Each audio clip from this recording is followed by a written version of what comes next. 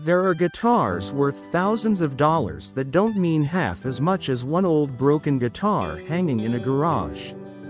Back around 1980 or 1981, we were living out in the country on 5 acres Daddy called End of the Trail. The little church next door was called Lakeside House of Prayer, and the pastor was Reverend Carl Day. Reverend Day was kind enough to let me go over to the church during the week and play the piano whenever I wanted.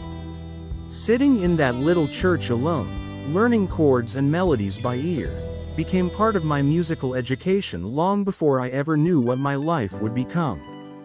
The church also had an old Japanese-made Lotus acoustic guitar. It wasn't fancy.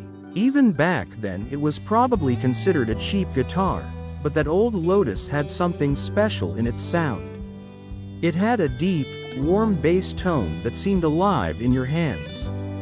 One evening Daddy went with me to the church to hear me play piano. My dad never really went to church much, but that night he sat there listening while I played.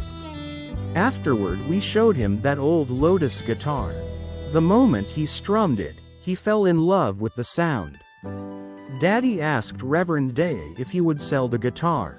Reverend Day said no at first, but eventually Daddy talked him into it. If I remember right, he paid about $50 for it. To us, that guitar might as well have been a vintage Martin. It was the best playing guitar either of us had ever owned at that point in our lives. Daddy loved that guitar. After my father passed away in March of 1987, the Lotus became even more special to me.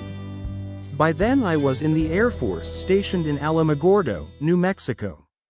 A few years later, sometime around 1991 or 1992, my young son was living with me after my divorce. He was probably around 6 years old then.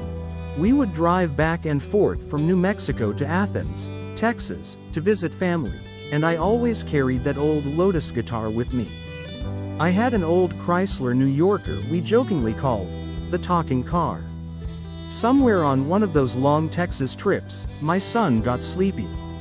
I told him to lean the seat back and take a nap. When the seat reclined, it caught the guitar neck and snapped the headstock completely off. At one point I tried gluing the headstock back on myself, but as soon as I restrung it and brought the strings up to tension, it broke loose again. After that, the guitar spent years sitting in garages and corners collecting dust. Most people probably would have thrown it away, but I never could. It wasn't just a guitar anymore. Daddy had played it. Part of him still lived inside that old wood.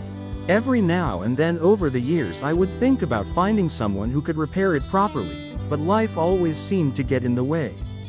A couple of months ago I came across a Facebook post from a luthier in Arlington, Texas, who repaired guitars out of his home workshop.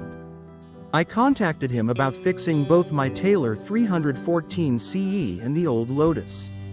When I carried the Lotus into his shop, I could tell by the look on his face what he was thinking. To him it probably looked like a worn-out old cheap Japanese guitar that wasn't worth saving. Then I told him the story. I explained that my dad had loved this guitar. I told him where it came from and why it mattered. His whole attitude changed after that. Even then he warned me not to expect much. He said, "After I repair it, you'll probably only be able to play a few chords on the first 3 frets. I told him I didn't care. I just wanted to hear it sing again. Today I went to pick it up. The moment I strummed that old Lotus, I was instantly transported back in time. There it was. That same deep, sweet, bass-heavy sound I remembered from that little church all those years ago. Somehow, after decades of damage, dust, heartbreak, garages, and failed repairs, that old guitar still had its voice.